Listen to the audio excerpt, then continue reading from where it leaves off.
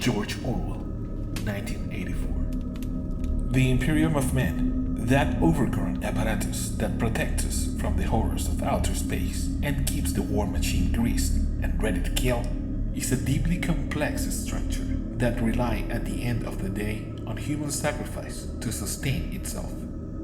Tonight, I want to talk about one of the main heads of this Hydra we call regime, the Astramilitarum, or the Imperial Guard as it's also known, the backbone and main fighting force of the human race against the horrors that come from all corners of the galaxy.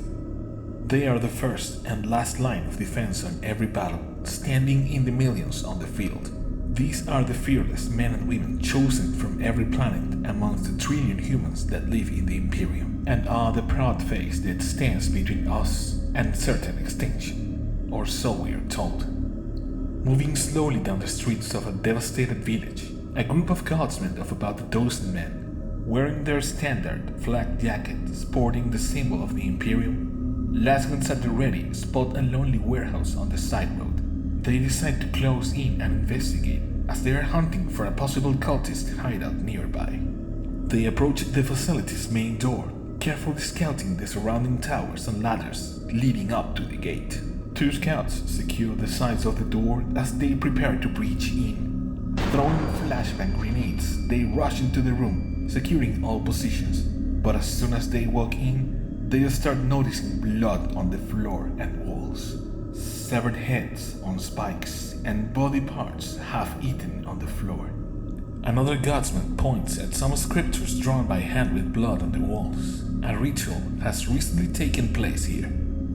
Coming from different homeworlds, everyone is welcome in the Imperial Guard. As long as you can hold a gun, run a few yards, and scream for the Emperor, you're a part of the Astramilitarum now, expecting to lead the front line and die gloriously in less than 15 minutes in service of mankind. But if you prove to be an exceptional individual, you may be able to live long enough to become an officer, a tank pilot, or even a respected commissar, inspiring the nearby troops to fight until the end, or be made an example of with lethal discipline.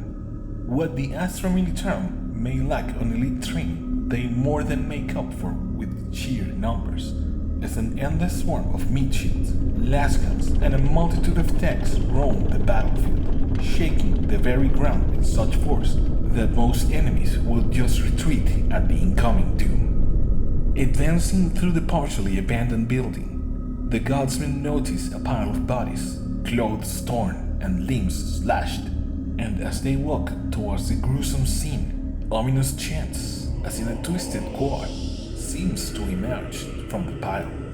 They are strangely disturbing, but soothing at the same time, almost hypnotizing. The sergeant makes a signal to hold position at a safe distance, as he makes a call to the nearby armored division to come to their assistance, as he suspects something other than human may come into play.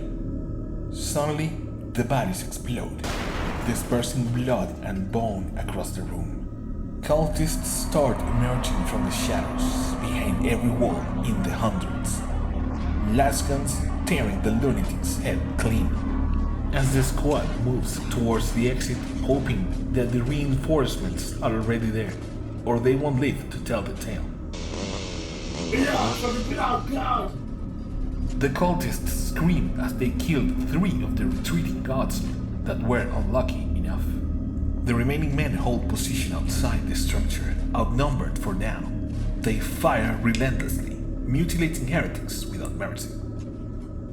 For the Emperor! Then, in a moment where time seems to freeze, a massive explosion instantly obliterates at least 100 cultists into a red mist.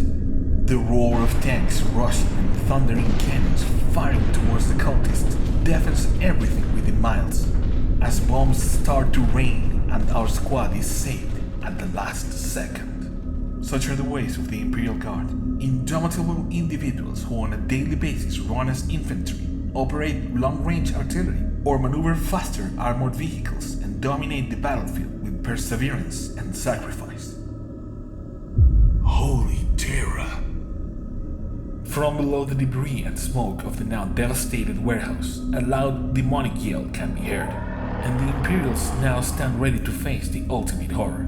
As springing from the rubble at a blazing speed, a group of bloodletters come rushing towards the infantry, even though visibly weakened by the previous attack, slicing at lightning speed through the infantry and quickly moving towards the tanks, making heavy casualties among the Imperials.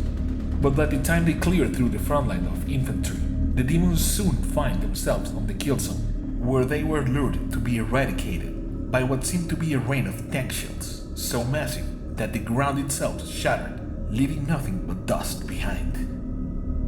Just a regular weekday, according to the Astramilitarum records, soon to be followed by a myriad of similar ones from all across the Imperium. So, as this joyful and quiet evening comes to a close, I'd like you to think about the countless men and women that are fighting right now to protect the helpless, to clean heresy, and to defend mankind, granting us a chance to appreciate the smaller things in life, such as this narration, and thank them. Life is the Emperor's currency. Spend it wisely.